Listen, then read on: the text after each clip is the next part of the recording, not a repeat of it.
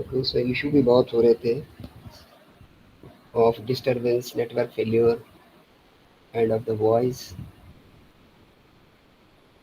Today I think the things are quite manageable.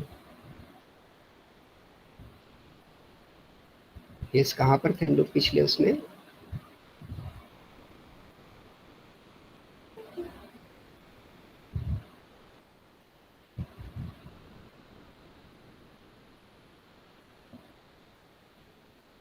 Yes, पिछले session में what we were discussing. So कि जहाँ sampling तक random and non-random.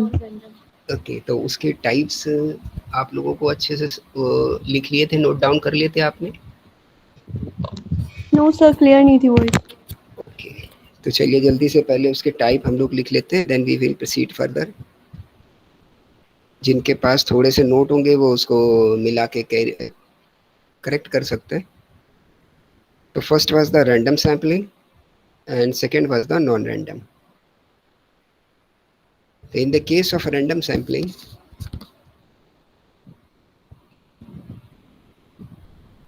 in the case of the random sampling,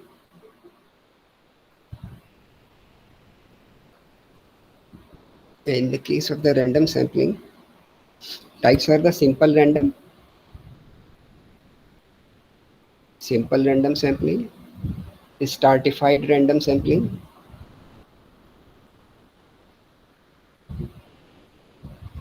systematic sampling,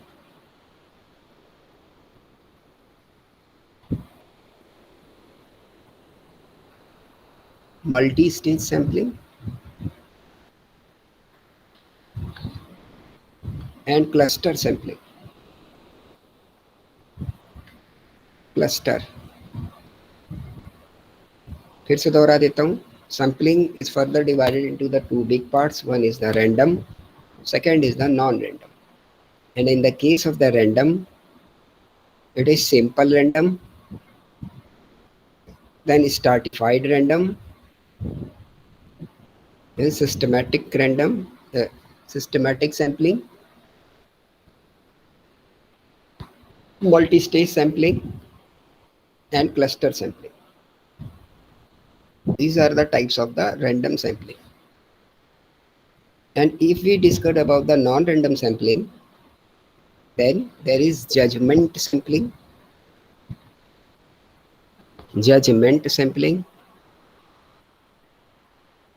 quota sampling,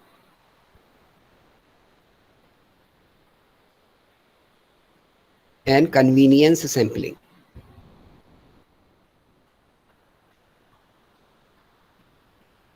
Judgment sampling, quota sampling, and convenience sampling. So very simple, as you all know or have some very clear idea about the random sampling. What is the random sampling? Is a very in a simple terms is like a probability sampling. Means each and every unit has a equal chance to be get selected. किसी को भी उसमें से pick किया जाता है for the purpose of sample. If you are choosing some sample from the population, then there is equal chance for every unit which is the member of such population is able to get selected. There is no such criteria on which any selection is to be made. ऐसा कोई तरीका नहीं है कि नहीं हमें इसी तरीके के लोग लेने. You may do something which is very random. That is the probability. Why it is called the probability? There is probability to be get selected. Okay. तो सिंपल रैंडम. तो जब हम सिंपल रैंडम में जाते हैं तो दो method we have discussed already earlier. पहले ही हम लोगों ने उसके हल्के से दो बिग तरीके देख लिए थे. That was the with replacement and without replacement. These 2 points are discussed already earlier. कि रिप्लेसमेंट के साथ और विदाउट रिप्लेसमेंट के साथ. मीन्स जो सैंपल सेलेक्ट हो जाए उसको हम अलग करते चले जाएं और एक में उसको अलग ना करें. This is the replacement sampling method and without replacement method. ये तो एक बेस है. Now how the simple randoming can be done, simple random sampling can be done. What are the methods to be adopted, कि किस तरीके से ये हो कि कोई सिलेक्ट हो जाए और किस तरीके से ये हो कि कुछ लोग छूट जाएं. तो कई तरीके के methods which are applied are conventional and used by the researchers, and further on basis of this result or their uses, it are reliable in the terms of making your sample with random choice. One is by the lottery, means making your sample on basis of the lottery. ठीक जैसे lottery में होता है कि कोई भी number आ सकता है. तब आपके पास अगर 100 तक सैंपल हैं तो आप 1 से 100 तक की पर्चियां डाल दीजिए और कहीं से भी आपको पता नहीं कि इस पर्ची में क्या है, और कहीं से भी आप अगर 10 सैंपल का एक साइज बनाना है तो उनमें से आप कोई भी 10 पर्ची रैंडमली पिक कर लीजिए. It is a type of lottery. Clear, clear है ये बात कि हम लोग जो हमारा यूनिट है उसकी कोई चीट डाल दें और उन चीट्स को मिक्स कर दें आपस में सब. अब किसी को नहीं पता है कि कहाँ पर 100 लिखा है, कहाँ पर 1 लिखा है.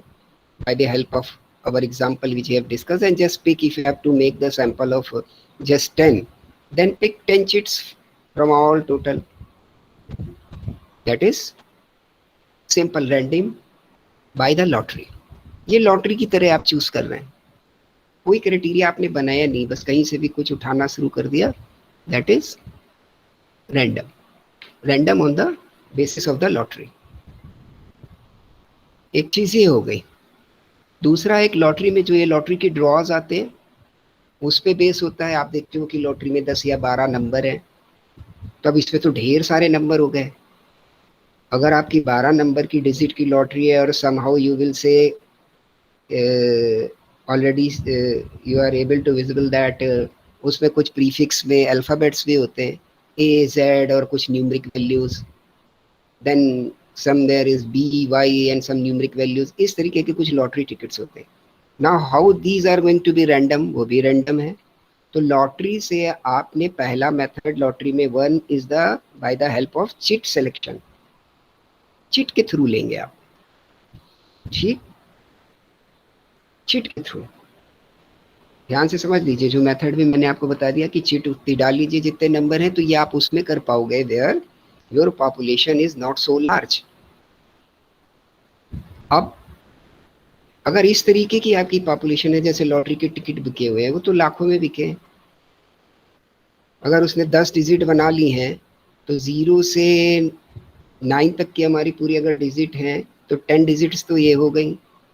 और उसके पहले अगर हमने ए से लगा करके डी तक की भी सीरीज ले ली है तो A B A C A D, मतलब 0 to 9 तक के जो टोटल नंबर्स हैं, मतलब 0 0 0 0 0, फिर 0 0 0 0 1,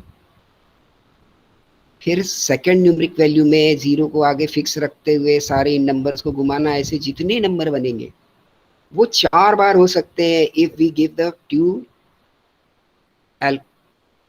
to alphabets in before, 4 alphabets in before. अगर 2 की सीरीज हमने ले ली ए टू डी, तो ए में भी ये सारी घटना घूम सकती है, ए बी में भी ये घटना घूम सकती है, ए सी में भी, ए डी में भी. तो now how you are going to make it random simply. तो वहां तो चिट नहीं चला पाएंगे आप, और चिट का काम बहुत बड़ा हो जाएगा. तो चिट हमारी किस में चल सकती है, चिट को भी बेटा लॉटरी सिस्टम ही बोलते हैं. तो कंफ्यूज मत होइएगा, ये ड्राइंग पैटर्न्स हैं on basis of the lottery which we are discussing और selecting the random units for the random sample. एक पैटर्न मैंने आपको बताया चिट पैटर्न. ये कहाँ पर यूज हो सकता है प्रैक्टिकल लाइफ में, कि आप मान लीजिए कि जैसे कोई 200 प्लाट कोई केडीए या कोई अथॉरिटी निकाले और उसके लिए आपके पास 2000 एप्लीकेशन आ गई, तो ये 2000 नाम एक बड़े डिब्बे में आप डाल सकते हैं और उसमें से किसी को आप बुलाएं रैंडमली, जितने सारे लोग बैठे हुए हैं, कि आओ भाई इसमें से हाथ और डाल के जरा एक पर्ची निकाल दो, फिर किसी और को बुलाया, आओ इसमें से हाथ तो घुमा के जरा दूसरी पर्ची निकाल दो, ऐसे करके आप 200 पर्चियां निकलवा लीजिए। ये इतने तक में तो एक लिमिट्स हो सकता है, means where you can store it, और when you can actually in the way, in a very practical manner, you can make it available the numbers, तब तो आपका ये काम चल सकता है द चीट मेथड। और अब लॉटरी के केस में जरा कल्पना कर लीजिए कि 0 से 9 तक के नंबर बटे हुए हैं और कुछ आगे अल्फाबेट्स भी बटे हुए हैं, वो 2 सीरीज भी हो सकती, 3 सीरीज भी हो सकती, तो कितने नंबर हो जाएंगे, कितनी चीट बनाएंगे आप? ये पॉसिबल नहीं है। और डेली के डेली ड्रॉ आते हैं। चीट मेथड भी लॉटरी मेथड है, प्लीज नोट। और जिस हिसाब से लॉटरी की डिजिट अनाउंस होती हैं या कलेक्ट की जाती हैं, वो मेथड भी लॉटरी मेथड है, दोनों सिंपल रैंडम है। तो व्हाट दे मेक, अब उन्होंने क्या करा है, अगर ए से डी तक है तो हर एक के रिप्रेजेंटेटिव पर वो आप देखते हो एक पहिए जैसा बना देंगे वो। अगर ए से जेड तक की सीरीज ली है तो एक जो राउंड रोटेट सर्किल है उसमें छेद बने हुए हैं, आप देखते होंगे, वो घूमा दबा दो तो घूमता रहता है, उसमें ए से जेड तक की वैल्यूज और एक और सुई बनी हुई है। ठीक ऐसे अगर आपने न्यूमेरिक वैल्यूज लेके चल रहे हैं आप, तो जितनी आपके पास न्यूमेरिक वैल्यू है, सॉरी अल्फाबेट वैल्यूज हैं, जैसे ए से डी तक, तो 4 तो ये आपके राउंड्स बन जाएंगे which representing A to D. Clear? फिर इसके बाद आगे क्या होने वाला है, आगे 0 से 9 तक के 9 राउंड बन जाएंगे, और फिर by the help of any electricity power और बाय एनी फिजिकल मोड आप इनको कस के घुमा देंगे। और अनाउंसमेंट हो रहा है, 4 लोग उसको बैठ के देख रहे हैं, कुछ वो भी लोग देख रहे हैं विच आर द पार्टिसिपेंट्स, कुछ अथॉरिटीज भी उसको लुक आफ्टर कर रही हैं कि आपकी जो वो चक्का मशीन है कहीं वो तो सेट नहीं है। ये सारी चीज़ों के बाद में उन्होंने देखा, और जो जो नंबर्स जिस सुई के पास आ रहे हैं which are the note down, और वो सेलेक्ट हो गए, तो बोल दिया गया ये फर्स्ट प्राइज है। फर्स्ट प्राइज की डिजिट आ गई कि पहले में 0 आ गया, फिर दूसरे में 2 आ गया, तीसरे में 5 आ गया, ऐसे करके whatever. Same with the alphabets, अगर आपने अल्फाबेट दिए हुए, this is also called the simple random lottery method. और जो आप चिट से भी निकालते हो, that is also called the simple random lottery method. First one is totally physical, second one may be you can say the drum method, एक drum की तरह घूमता है वो। ठीक, तो ये दोनों मेथड लॉटरी मेथड में कवर होते हैं। इस तरीके से लॉटरी की डिजिट्स के रैंडम सैम्पलिंग होती है, और उनमें से फिर आपको पता चलता है ये लॉटरी निकल रहा है भाई। ठीक है, तो if the units cover same homogeneity, एक जैसी एक रूपता है आपके सारी पॉपुलेशन में, तो किसी को किसी के बेसिस पे आप अलग नहीं कर सकते, डिफरेंशिएट नहीं कर सकते, then everybody has an equal chance to be get selected, and everybody is to be ready for be rejected. यार सेलेक्ट तो आपको सैंपल में सिंपल करने हैं, तो बाकी सबको तैयार भी रहना पड़ेगा कि इसमें रिजेक्शंस भी आएंगे। ये है बिल्कुल सिंपल तरीके का रैंडम, जिसको बोलते हैं हम लोग लॉटरी मेथड। लॉटरी मेथड में भी 2 मेथड हो गए, एक चेट और दूसरा drum. Clear? Any doubt? Any doubt? बहुत आसान है, कोई No. दिक्कत इसमें? चलिए तो आगे बढ़ जाते हैं हम लोग। सेकेंड, इसको आप लिख लेंगे Tippett random method, TIPPET,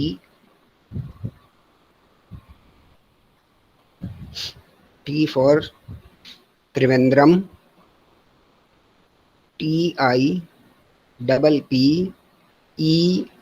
then T, दोनों जगह पे टी है, स्टार्ट और एंड में। तो टिपिट्स का रैंडम मेथड है। इस टिपिट रैंडम मेथड में, ये टिपिट एक स्टैटिशियंस हुए हैं, इन्होंने कुछ 4 फिगर्स की न्यूमेरिक वैल्यूज दी हुई हैं जिनकी संख्या है 10,400।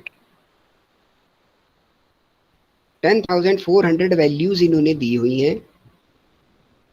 ठीक है, उन्होंने अरेंज कर दिए। जैसे अब आपका अगर पॉपुलेशन ऐसी है कि जो 4 फिगर्स में सेट हो रही है, 4 फिगर्स की वैल्यू है इनकी 00001, फिर पता लगा 0062,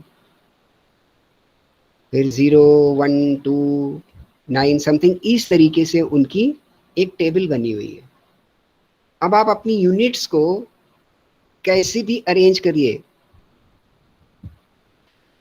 और अरेंज करने के बाद जो इनकी गिवन वैल्यूज पर जो आपकी यूनिट आ रही होंगी उनको पिक कर लीजिए, जितने का आपको सैंपल बनाना है। तो मैक्सिमम कितनी वैल्यूज आ सकती है इनके में?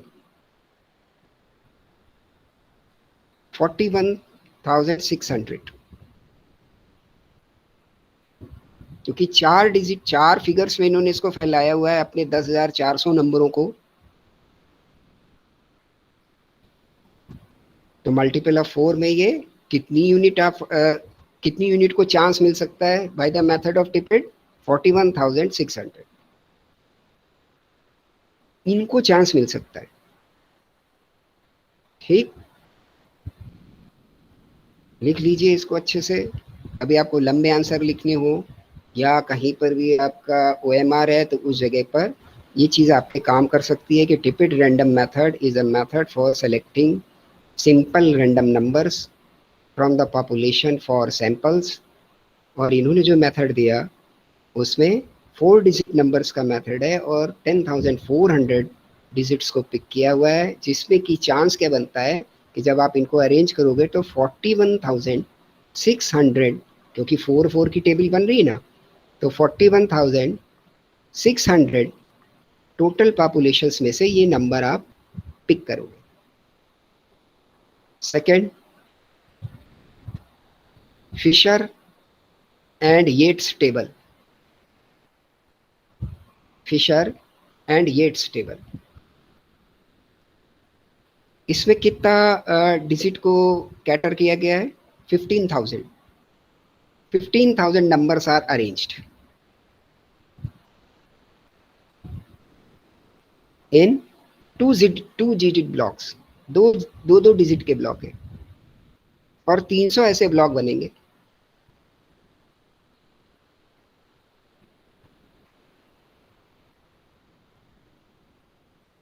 एक ये मेथड हो गया। लिखते जाओ, सबके नाम पता हो जाएंगे, सबके मेथड की एक एक लाइन जान जाओ, इतना बहुत है बस। तो एक टिपेड हो गया, एक फिशर्स एंड येट इनकी टेबल हो गई, फिर एक है थॉमसन्स की।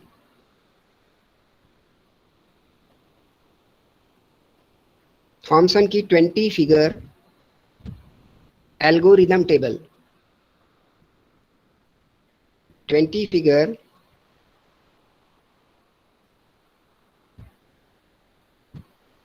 बीस फिगर की log table, logarithm tables, not algorithm.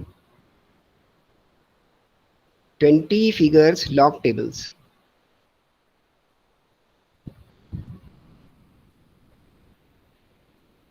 Then Kendall and बॉडिंगटन।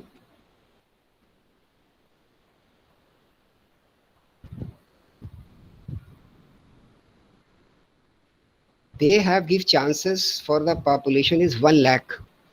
1 lakh numbers को इन्होंने ग्रुप किया in the 2 and 4 digits। Sir, Kindal and Kendall and बॉडिंगटन।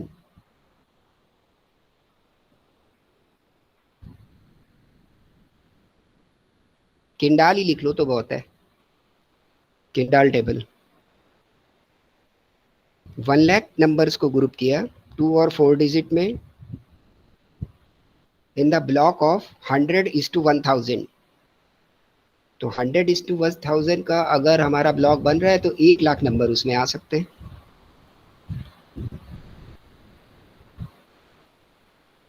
And one special type of machine which is constructed for this purpose, वो इनको find out करने में आपकी मदद करती है।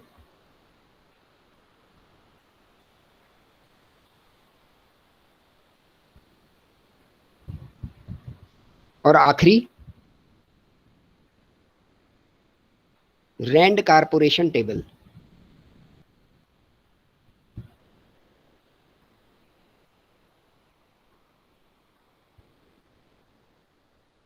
रैंड कारपोरेशन तो what is the Rand Corporation? ये 1 मिलियन रैंडम डिजिट्स को अरेंज करा सकती है for the purpose of your sample selection. And this method is the upgradation of Kendall method. जो किंडाल का मेथड था, इसका अपग्रेडेड वर्जन है with the help of a mechanical device. Some improvements are incorporated in the method of किंडाल. किंडाल का जो method था, उनकी machine में कुछ इम्प्रूवमेंट्स और चीजें बदलकर इसको लॉन्च किया गया. और रैंडमनेस से इसका वर्ड रैंड पिक हुआ है.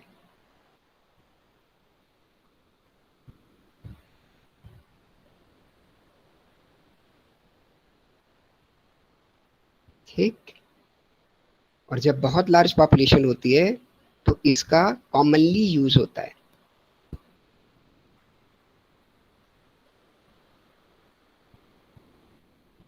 ओके, यहां तक की बात हमारी आपकी सिंपल रैंडम में हो गई, रैंडम सिलेक्शन में. तो जल्दी से उसको एक दफ़ा नज़र डाल लीजिए. If you have any query तो फिर आप उसको पूछ सकते हैं. इसके बाद हम लोग इसका जो नेक्स्ट पॉइंट है उसकी ओर आगे बढ़ते हैं. प्लीज़ जस्ट इन 1.5 मिनट्स जल्दी से देख लीजिए.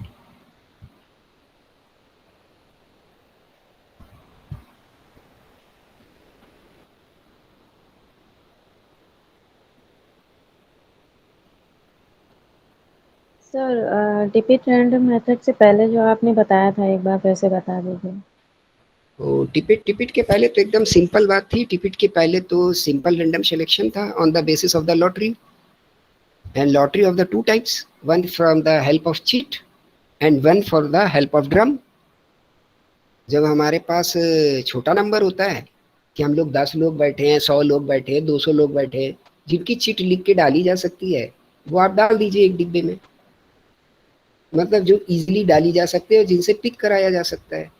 और किसी भी 1-2 पुरुष को अनजाने से बुलाइए और आपके पार्टिसिपेंट्स और सर्वेयर और जो भी अथॉरिटीज़ हैं वो मौजूद होंगे. भाई इसमें से रैंडमली कोई पर्ची निकाल दो. तो ये जो पर्ची निकलती जाए वो सेलेक्टेड है, उनको आप सैंपल में रख सकते हैं. जैसे कि हमारी वो केडीए के प्लॉट्स के ड्रॉ आते हैं, ये आते हैं. तो 2000 प्लॉट है और उसके लिए एप्लीकेशन आ गई 50,000 लोगों की. तो आपने 4-5 डिब्बे बनाए, उसमें सबके नाम की पर्चियाँ सबको दिखा दिखा के डाल दी और उसके बाद हिला दिया, उसको इधर उधर मिला दिया कि भाई आके अब 2000 लोग हैं तो हर डिब्बे से आप लोग 100-100 निकाल दो. अगर 10 डिब्बे रखे तो जिसकी मुकद्दर होगी आ जाएगा. रैंडम सिलेक्शन ये लॉटरी मेथड है by the way help of cheat. लेकिन अब अगर आपकी पॉपुलेशन बड़ी है, जिसका एग्जांपल मैंने आपको दिया हुआ था कि 0 से लगा के 9 तक की डिजिट में आपने 0 से 9 वंस में भी है, 0 से 9 टेंस में भी है, 0 से 9 थाउजेंड्स में भी है एंड सो ऑन. 10 नंबर तक चले आए, मतलब लाखों, 10 लाख पे पहुंच रहे हैं आप. और कहीं उससे भी ज़्यादा हो गए तो आगे आपने अल्फ़ाबेट्स लगा लिए. तो आपके लिए अल्फ़ाबेट भी तैयार है, ए से जेड तक एक एक अल्फ़ाबेट है. तो अगर ऐसा हो गया है तो आप पर्ची तो नहीं डाल पाएंगे इतने बड़े में. तो आप क्या करते हो, एक एक जो आपकी वैल्यूज़ हैं, जैसे वंस का 0 है तो 0 से 9 तक एक आप वो देखते हो कि गोल चक्का या टाइप ऑफ ड्रम, तो उसमें आपने वो काट काट के पाई चार्ट की तरह 9 फिगर बना दी और एक सुई लगा दी, उसको घुमा दिया. जहाँ पर वो सुई में आकर रुक गया 7, तो लास्ट वाले का 7 नोट डाउन हो गया. ऐसे ही टेंस का, ऐसे ही हंड्रेड्स का, ऐसे ही 1000 का and so on. And if alphabets are allotted then same with the alphabets. तो इसको बोलते हैं ड्रम मेथड.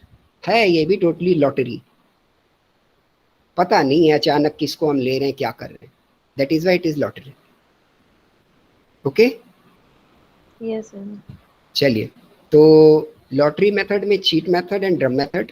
फिर इसके बाद ये जो महानुभाव थे इनके कुछ तरीके हैं सिंपल रैंडम में, इसकी बात हो गई. Now further I reveal that there is no query, तो we can proceed further. Now second one is the stratified sampling method, stratified random. ये लॉटरी सिस्टम या सिंपल रैंडम आप तभी कर पाएंगे, बहुत ध्यान से सुन लीजिए, जब जो आपकी पॉपुलेशन है वो टोटली सिमिलर हो, होमोजीनियस हो, उनमें समरूपता हो, एक रूपता हो, ज़्यादा बदलाव ना हो। कोई ये नहीं कह पाए कि इस ग्रुप वाले को तो ज़्यादा मौका मिल गया, इस ग्रुप वालों को मौका नहीं मिला, क्योंकि पूरा ग्रुप ही एक जैसा है। ठीक है, फिर तो आप बोल सकते हो यार कि लाइन में चौथे वाले को ले लिया और मेरा यार मुकद्दर मैं 5वें नंबर पे लगा था, फिर पता है लाइन में 8वें वाले को ले लिया और मेरा मुकद्दर मेरा भाई तो वहीं लगा था। That is the chance. क्यों? अब आपके बीच कोई झगड़ा नहीं है, क्योंकि वो जो 100 200 500 लाख 10 लाख जितनी भी पॉपुलेशन है वो होमोजीनियस है, एक जैसी है, सिमिलर है। अब अगर आपकी पॉपुलेशन के अंदर कुछ हल्की सी डिसिमिलैरिटीज हो, या आप ये भी चाहो कि जैसे मेरी 200 की पॉपुलेशन है तो ये भी तो हो सकता है कि 200 में अगर हम 10 निकालना चाहते हैं तो सारे के सारे 150 से 200 के बीच ही निकल जाएं, 1 से 150 वाले तक को नंबर ही ना मिले, ऐसा भी हो सकता है सिंपल रैंडम में। या 1 से 50 वालों को ही सारे नंबर मिल जाएं, सिर्फ जितने आपको चाहिए 10-20, और 50 से लगा के 150 तक के लोग छूट जाएं अगर 200 की पॉपुलेशन है। तो इससे बचने के लिए हम लोग ये काम कर सकते हैं कि अगर हमको 10 या 20 लोगों का सिलेक्शन करना है तो हम इसको क्या कर लें, स्टार्टा में बांट लें। अ सब ग्रुप्स इज क्रिएटेड, उसमें आप सब ग्रुप क्रिएट कर लीजिए on the basis of some logical reasonings. तो ये जो आप सब ग्रुप क्रिएट करोगे, जैसे आप बोलो 0 से 20 तक, फिर 21 से 40 तक, तब आपने क्या किया, ये जो 20-20 के ग्रुप बने, these are the subgroup, इनको क्या बोलते हैं, स्टार्टअप। अब आप बोल दो कि इस हर ग्रुप से अगर मेरे ये 10 ग्रुप क्रिएट हो रहे हैं up to the 200, then we select only 2 persons from each group. Now it is equal chance of the units which are scattered among 0 to 200. यानी अगर कोई पहले के 20 में है तो उसको भी उतना ही मौका है, उसमें से भी 2 सेलेक्ट होंगे और 18 रिजेक्ट होंगे, और जो 20 से 40 के बीच में है उसमें भी 2 सेलेक्ट होंगे और 18 रिजेक्ट होंगे। Same with the 180 to 200. This you have created the subgroup. You have divided your total population in the subgroups, जिनको की बोलते हैं स्टार्टअप। एक इस तरीके से भी आप कर सकते हो। ठीक, अगर आपके उसमें, ये तो मैंने एक साधारण एग्जांपल दिया for the purpose of making yourself more clear and more justified to show in the eyes of others. लेकिन अगर हल्की सी भी हेट्रोजेनिटी है आपकी पॉपुलेशन में, हेट्रोजेनिटी समझ रहे ना, कि कुछ हैं तो सारे एक जैसे, लेकिन हर एक में कुछ ना कुछ 19-20 ऐसे ग्रुप बन रहे हैं जिनमें थोड़ी सी चेंजेस हैं, तो इन चेंजेस वालों के सब ग्रुप आप बना दीजिए, इन चेंजेस वालों के सब ग्रुप आप बना दीजिए, और उनमें से जो आपको टोटल लेना है उनमें से सैंपल आप अलग अलग सबके सेलेक्ट कर लीजिए। तो now you have given the equal chance to the all subgroups which are the part of a big group। जो आपकी टोटल पॉपुलेशन है उसमें आपने डिविजन्स किए on the basis of some logical reasoning behind it. बात समझ आती जा रही है आपको? एक तो मैंने सिंपल तरीका आपको बता दिया कि ऐसे भी लोग कर सकते हो, और दूसरा अगर हेट्रोजेनिटी हल्की सी भी आपको कहीं दिख रही है, या कोई ऐसी वॉइस है जो ये बोलते हैं कि नहीं यार ये थोड़े से अलग हैं, ये थोड़े से अच्छे हैं, ये थोड़े से बुरे हैं, ऑन डिफरेंट बेसिस, यार इनको मौका ज़्यादा मिल जाएगा क्योंकि, इनको मौका कम मिल जाएगा क्योंकि, तो ऐसे अगर कई क्योंकि हैं तो उनको आप सब ग्रुप में बांट दो भाई। ठीक, और सब ग्रुप में फिर आप सबको इक्वल चांस दे दो सिलेक्शन का, जितने भी आपके सब ग्रुप, और ये जो सब ग्रुप्स होते हैं इन्हीं को हम लोग बोलते हैं स्टार्टअप। पहले तो हमने अपनी पॉपुलेशन को on basis of some perfect divisible reason बांटा, उसका कोई बेसिस होना चाहिए, मन मर्जी नहीं, और उस बेसिस पर अगर आपने बांट दिया, उसके बाद जो आपको सैंपल लेने हैं, जैसे 5 सैंपल लेने हैं आपको, उन 5 सैंपल में अगर आपको 10 नंबर लेने हैं, 10-10 यूनिट्स के 5 सैंपल लेने हैं और आपने कितने बना रखे हैं, 5 ग्रुप बना रखे हैं, तो हर ग्रुप से आपको 2-2 ले लीजिए आप, तो हर ग्रुप का रिप्रेजेंटेशन हर सैंपल ग्रुप में आ जाएगा। This is called the stratified sampling. कुछ बात क्लियर हो रही है? Yes sir.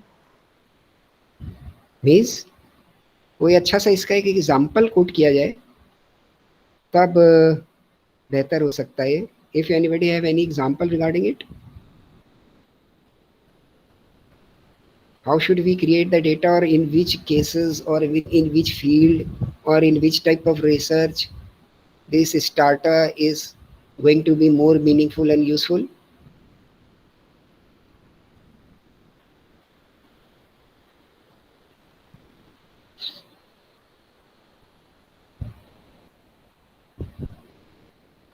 Please.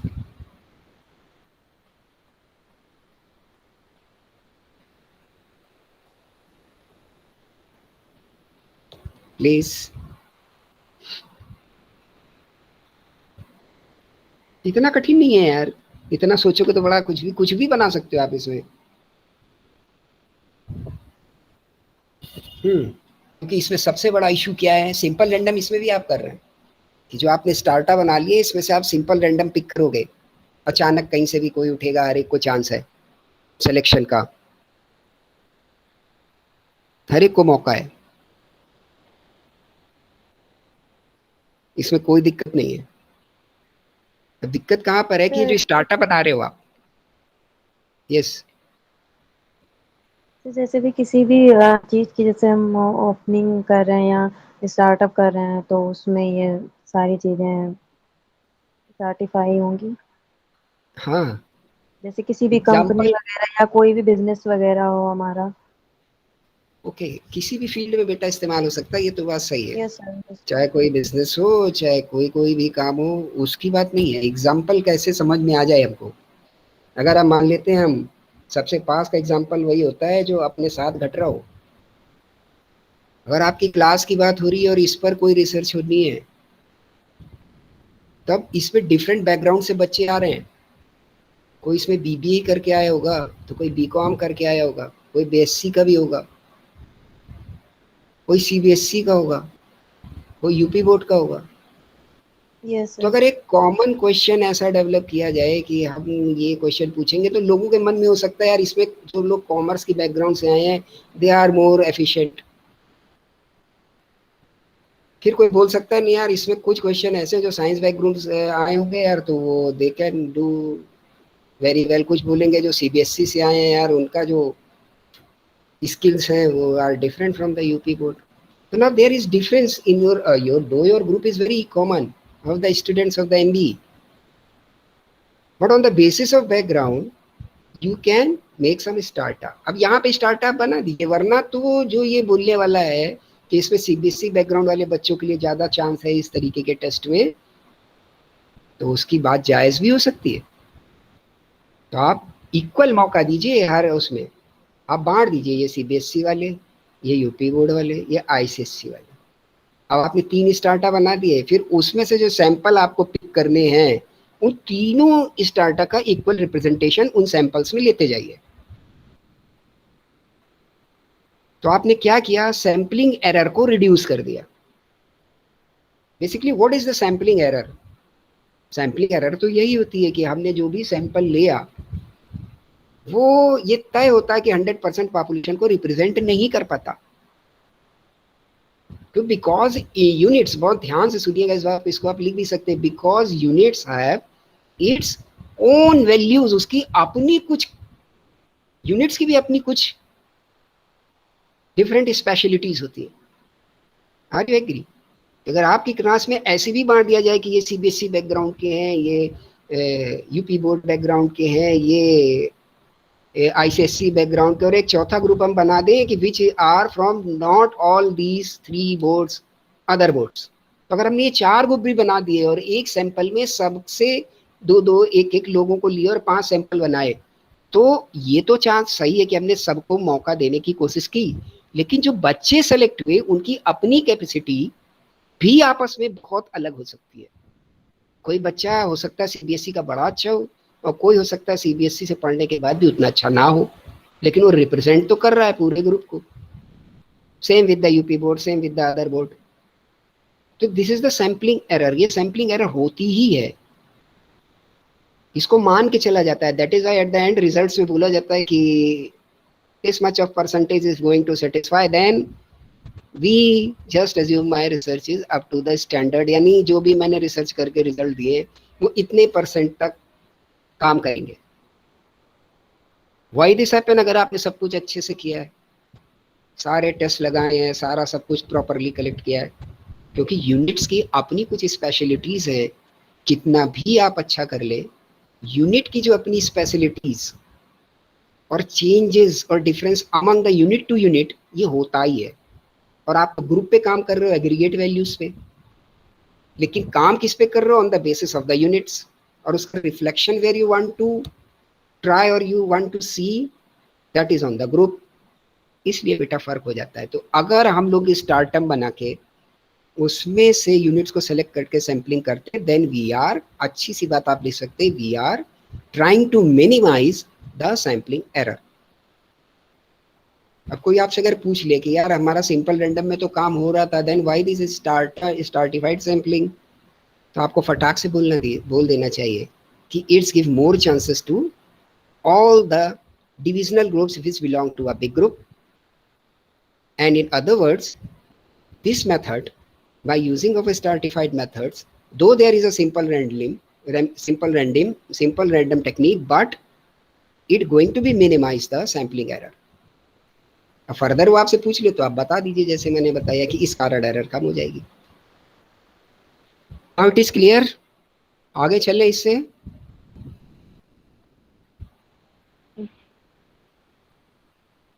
Or further any query regarding the start-term sampling? No, sir. Okay. Now systematic. अब सिस्टमैटिक जैसे कि इसका नाम है, ठीक, जैसा कि इसका नाम है, क्या आप इसको अच्छे से सजाओ, सिस्टम से सारी चीजें बनाओ और उसके बाद रैंडमली सेलेक्ट करो। ठीक, जैसे कि अगर आप क्या कर रहे हो कि आप उसको जो सिलेक्शन का पूरी क्राइटेरिया बनाओ, मान लीजिए आपके पास 28 नंबर्स हैं जिनके बीच में आपको सारे सिलेक्शंस करने हैं, ठीक, और 4 का आपको बनाना है ग्रुप, वो सैंपल बनाना है, और टोटल नंबर है आपके पास पॉपुलेशन, टोटल पॉपुलेशन आपकी क्या है? 28 आपकी पॉपुलेशन है, और उसमें से आपको क्या करना है? 4 पिक करने।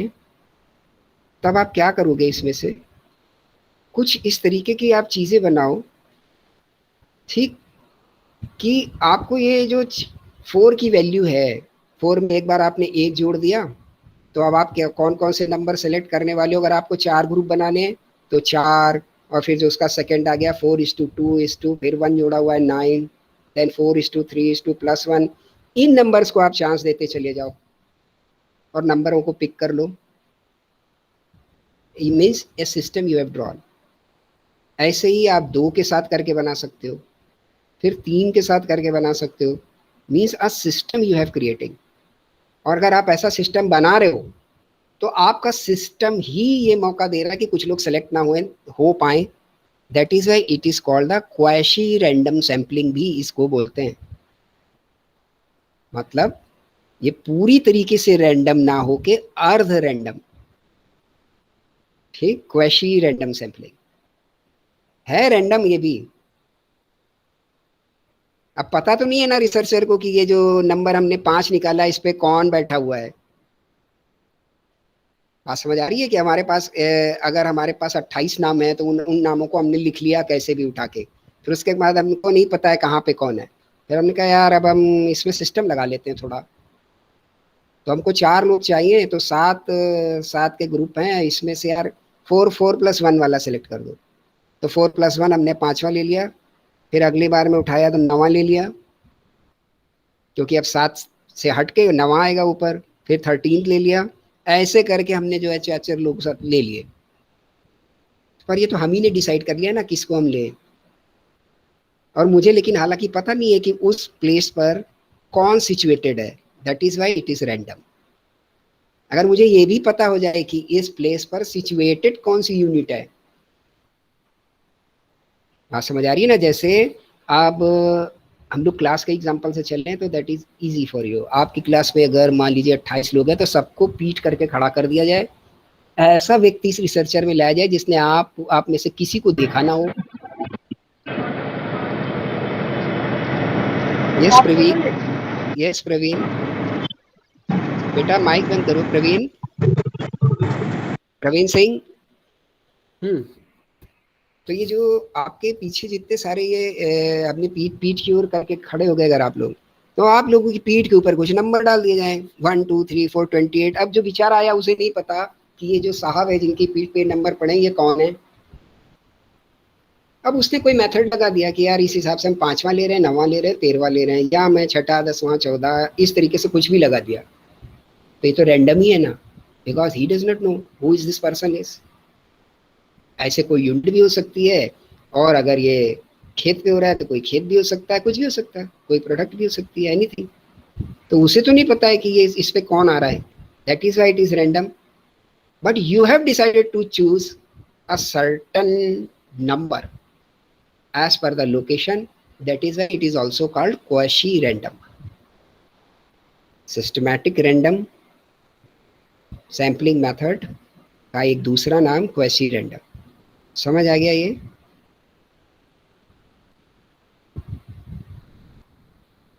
समझ आ गया बच्चों? Yes sir. Sir. ओके, तो अब तो 3 मिनट बच रहे हैं मेरी घड़ी के हिसाब से ओनली। तो नई बात करना जरा जल्दबाजी है। तो अब हम लोग ऐसा करते हैं यार कि कल इसको तुम लोग पूरा अच्छे से देख के आ जाओ, कल इस टॉपिक को खत्म कर दिया जाए, और फिर उसके बाद अगर ज़रूरत है तो अगले टॉपिक पे चलना पड़ेगा, नहीं तो हो। अब आपका जो एग्ज़ाम होने वाला है इसका क्या सीन है? अखबार में भी न्यूज़ आई थी, ये छूटे आपके कितने पेपर छूटे? सर एक ही छूटा है अभी। सर एक छूटा है। ओके, तो डेट शीट आएगी तो क्लियर हो जाएगा। और अभी तो इसकी कुछ ऐसी अनाउंसमेंट नहीं आई है कि इसकी वजह से कोई आपको प्रिपरेशन लीव या क्लासेस बंद होने की, ऐसी तो कोई अनाउंसमेंट है नहीं अब टिल नाउ? नहीं सर। ओके, तो किस चीज़ का छूटा है बेटा? इथोस का सर। इथोस का। इथोस। ओके ओके, तो ठीक है, उसको देखते रहिए आप लोग, और कल जो है इसको देख आइएगा। जो बच रहे हैं हमारे, एक तो रैंडम में क्लस्टर बच रहा है और मल्टी स्टेज,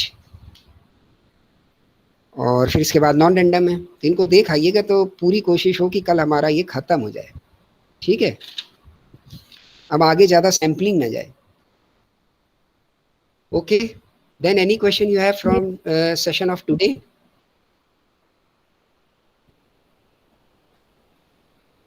कोई जिज्ञासा आज की चर्चा पर?